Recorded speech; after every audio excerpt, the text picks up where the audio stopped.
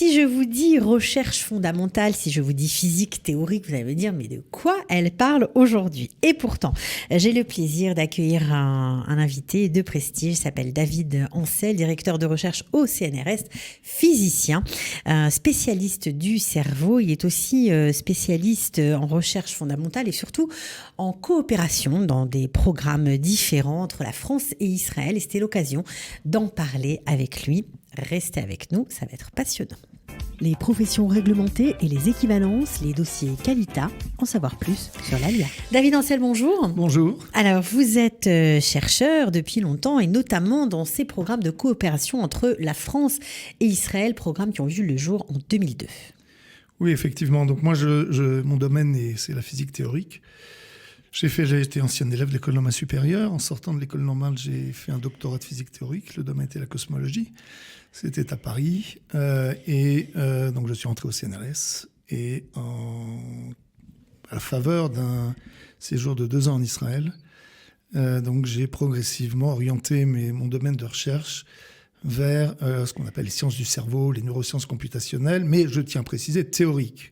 Je ne fais pas moi-même d'expérience. Je travaille avec des expérimentateurs, avec des biologistes, mais je ne fais pas d'expérience. Je fais des modèles théoriques pour comprendre comment le cerveau fonctionne. Donc comment le cerveau traite les informations. Voilà. Et donc, après ces 2 ans de séjour en Israël, j'ai continué à travailler dans ce domaine. Et j'ai continué à travailler dans ce domaine en France, dans un laboratoire qui est après devenu mon laboratoire.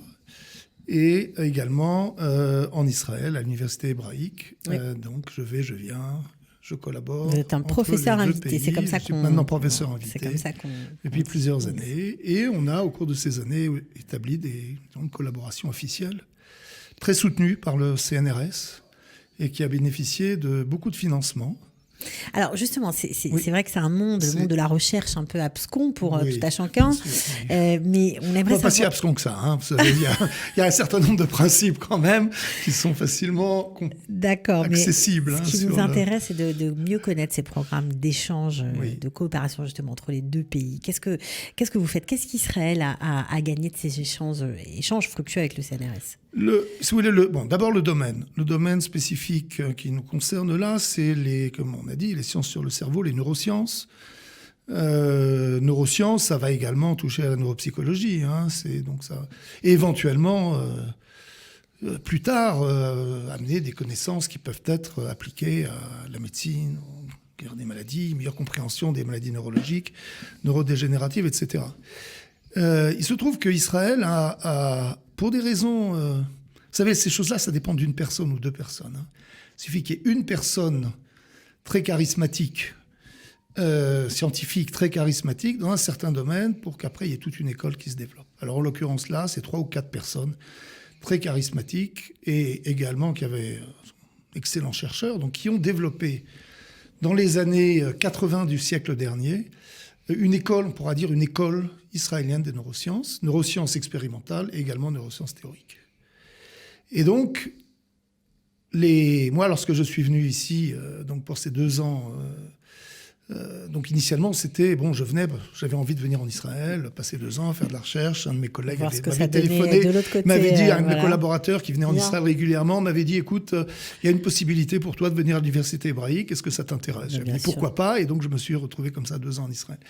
Et à ce moment-là, j'ai rencontré ces personnes qui travaillaient, charismatiques, neuroscientistes, comme on dit, ces neuroscientifiques, et qui m'ont amené vers ce domaine-là.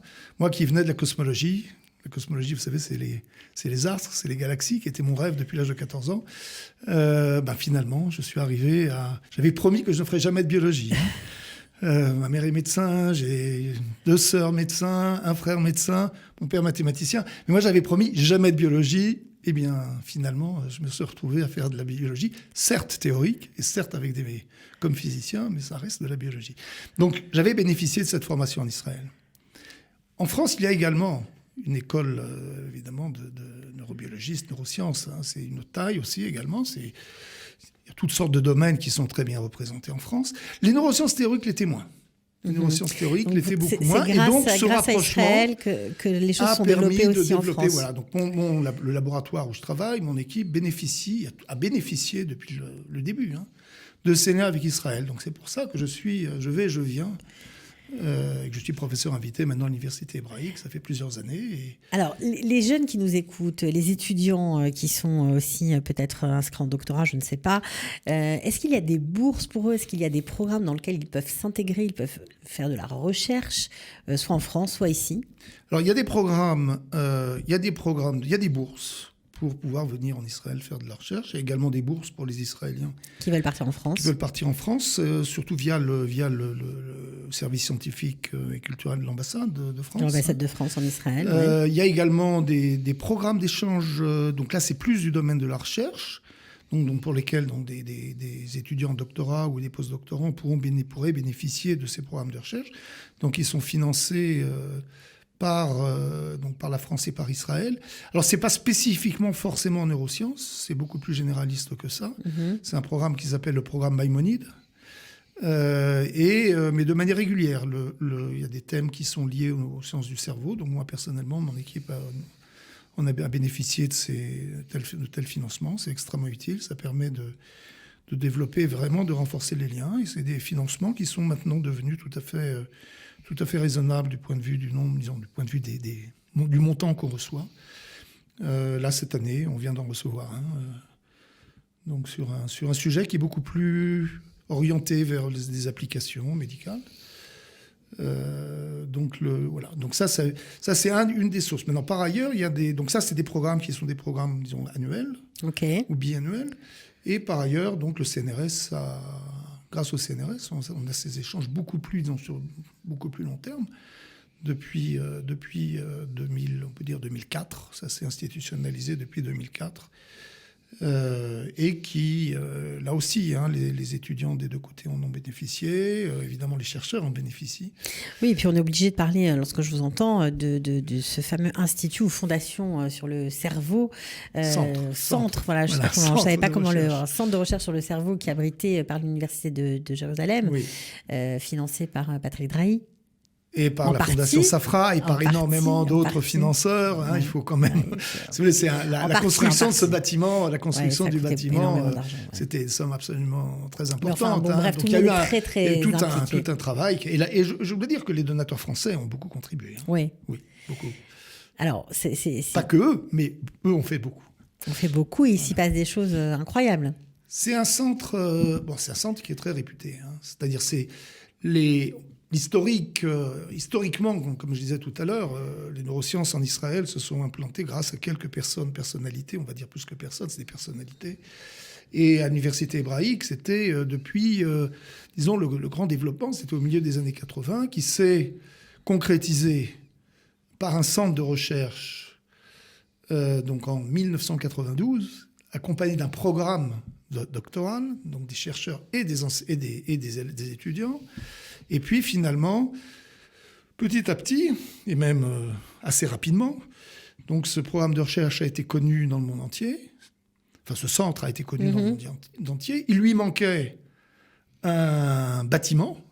Maintenant, le bâtiment est sorti de terre il y a, on peut dire, progressivement de 5 dernières années. Il a été inauguré. Moi, mon bureau est passé là-bas, c'était il y a 2 ans. C'est un bâtiment qui est très, très impressionnant quand vous voyez de l'extérieur. Je ne sais pas si vous avez eu cette impression, c'est comme un temple. Vous avez ces marches qui montent, c'est comme un temple. Le